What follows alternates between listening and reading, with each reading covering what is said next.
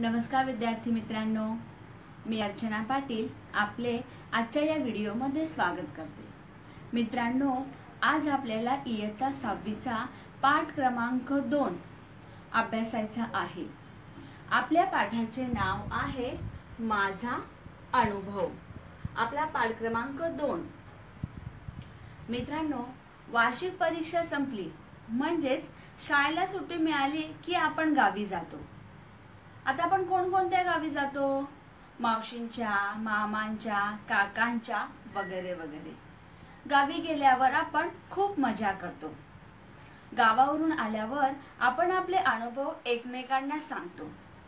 ज्या प्रकारे आपण आपले अनुभव एकमेकांना सांगतो तशाच प्रकारे लेखकाने सुद्धा आपले अनुभव आपल्याला माझा अनुभव या पाठामध्ये सांगितले आहेत। बच्चों, हमारे स्कूल की जब छुट्टियां शुरू हो जाती है तब हम गांव जाते हैं।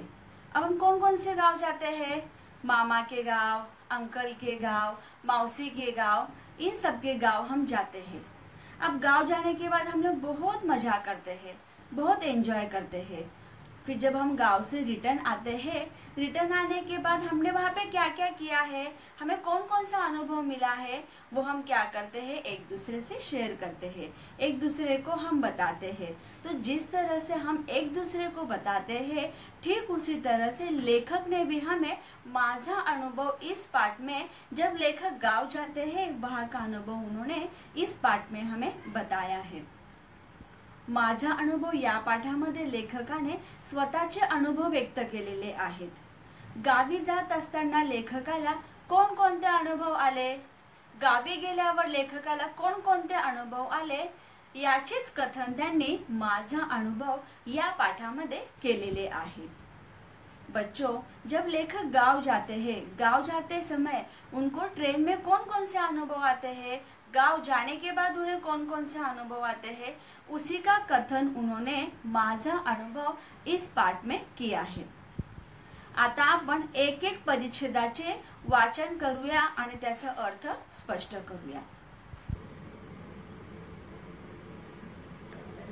वार्षिक परीक्षा संपली, मी आणि रीमा घरी आलो।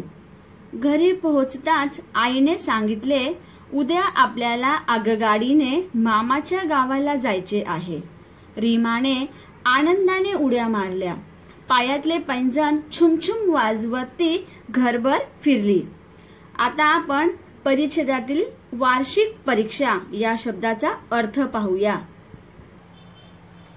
वार्षिक परीक्षा, वर्षाच्या शेवटी शाळेत घेतली जाणारी परीक्षा।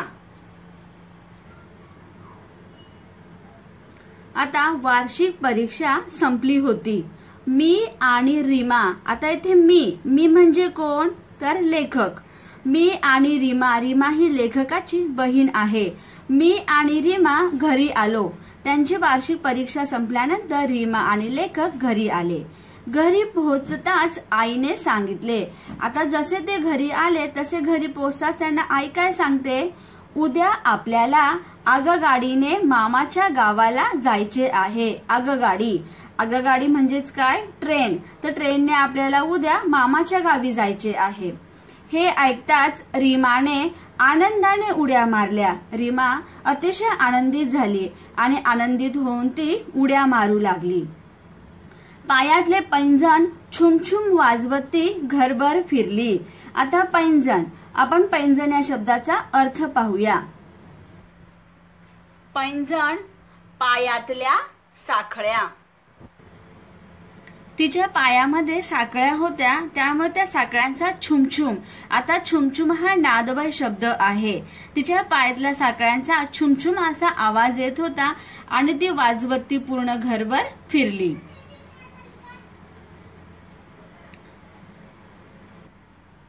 अभी हमने इस परिच्छेद में से क्या पढ़ा कि इस परिच्छेद में लेखक की बहन का नाम रीमा है।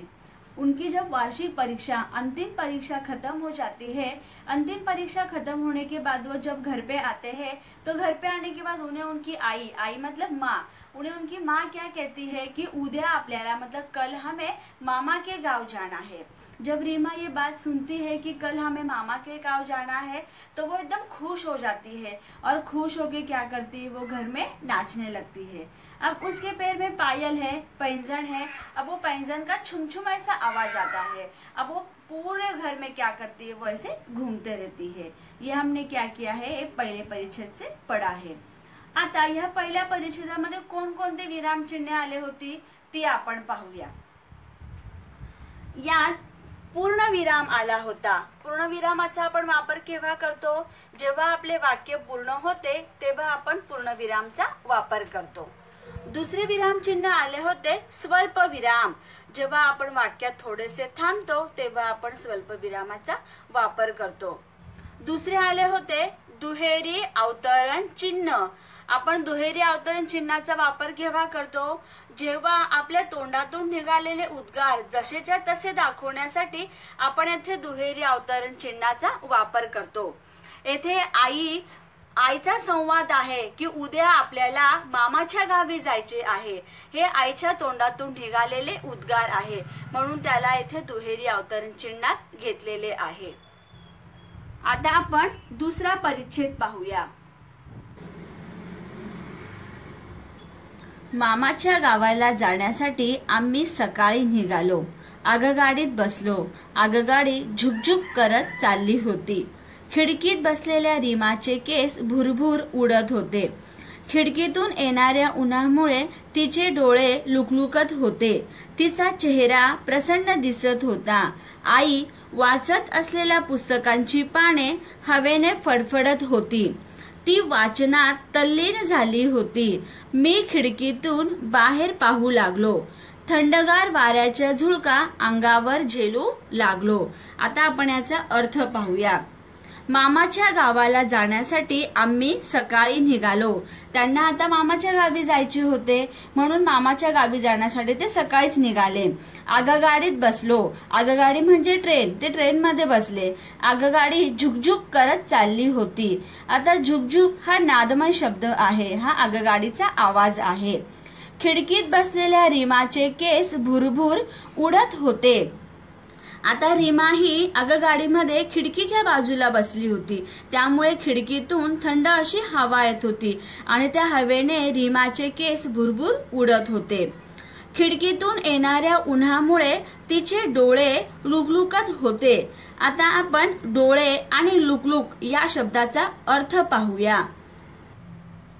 लुकलुकणे या शब्दाचा अर्थ चमकणे। डोळे या शब्दाचा अर्थ नयन। आता खिडकीतून येणाऱ्या उन्हामुळे तिचे डोळे लुकलुकत होते। आपण डोळे या शब्दाचा अर्थ पाहिला नयन आणि लुकलुकणे याचा अर्थ पाहिला चमकणे। आता खिडकीतून ऊन येत होते, ते ऊन येत असल्यामुळे ते ऊन तिच्या डोळ्यावर पडत होते, त्याच्यामुळे तिचे डोळे हे चमचम करत होते, लुकलुकत होते। तिचा चेहरा प्रसन्न दिसत होता। आता आपण प्रसन्न या शब्दाचा अर्थ पाहूया। प्रसन्न टवटवीत। तिचा चेहरा एकदम टवटवीत दिसत होता। आई वाचत असलेल्या पुस्तकांची पाने हवेने फडफडत होती। आता खिडकीतून हवा येत होती, त्याच्यामुळे तिची आई जी पुस्तक वाचत होती त्या पुस्तकाची पाने हवेने फडफड अशी करत होती।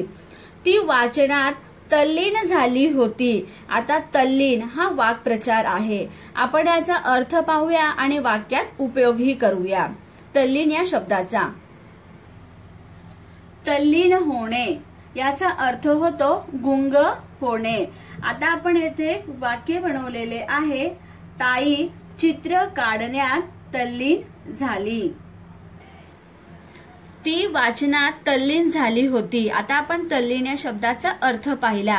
आता ती म्हणजे कोण, लेखकाची आई। लेखकाची आई पुस्तक वाचण्यामध्ये अतिशय तल्लीन झाली होती।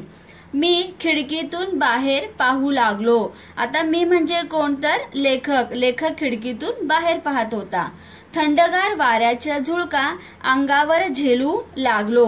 आता आपण येथे झुळका या शब्दाचा अर्थ पाहूया। झुळका वाऱ्याच्या मंद लहरी। येथे लेखक वाऱ्याच्या मंदगार लहरी अंगावर घेत होता। अशा प्रकारे आपण याचा इथे अर्थ पाहिला। अभी हमने दूसरे परिच्छेद में क्या पढ़ा कि उन्हें मामा के गांव जाना है। मामा के गांव जाने के लिए वो लोग सकाळी मतलब सुबह ही निकलते हैं। रीमा क्या करती है, खिड़की के साइड बैठती है। अब खिड़की में से हवा आती है, खिड़की में से हवा आने के कारण उसके जो केस है, केस मतलब क्या, बाल, उसके बाल क्या करते हैं, हवे में लहराने लगते हैं। उसकी आई भी है, उसकी माँ भी है साथ में। अब उसकी माँ क्या करती है, वहां पे किताब पढ़ती है। ती पुस्तक वाचण्यात तल्लीन झाली, वो किताब पढ़ने में गुंग होती है, तल्लीन हो जाती है।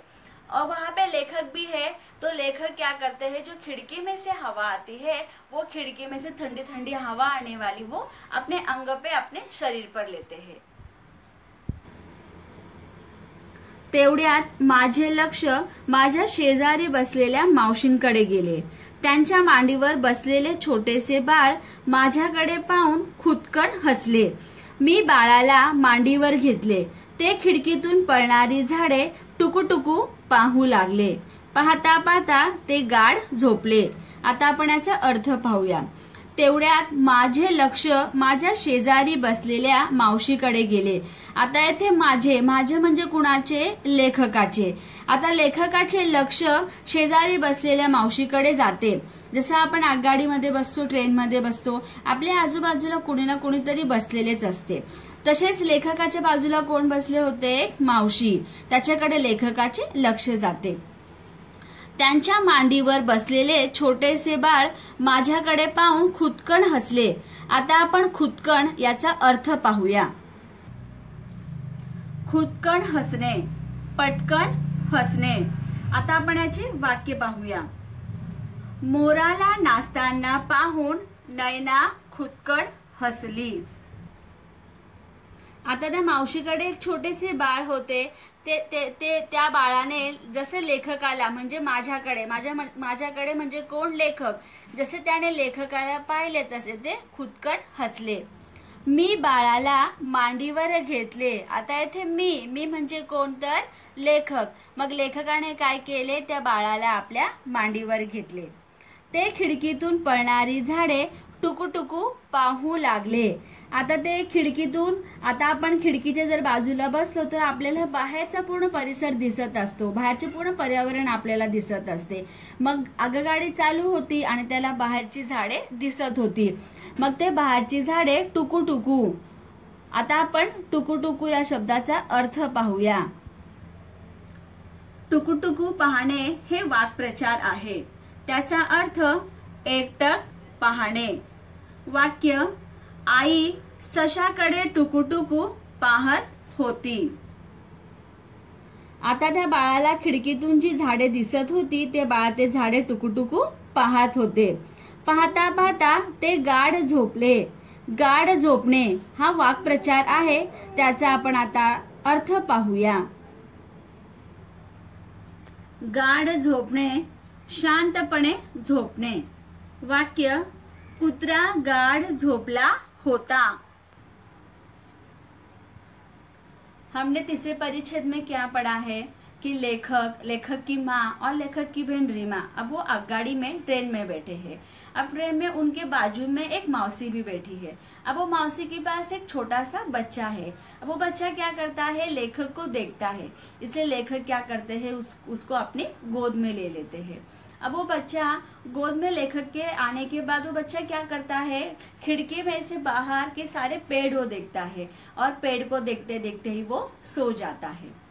इस तरह से हमने क्या किया है, इस पाठ में से इन परिच्छेदों की पढ़ाई की है। आता आपण जो बाकीचा आपला उरलेला पाठ आहे तो पुढच्या व्हिडिओमध्ये पाहूया। धन्यवाद बच्चों, मिलते हैं हम अगले वीडियो में।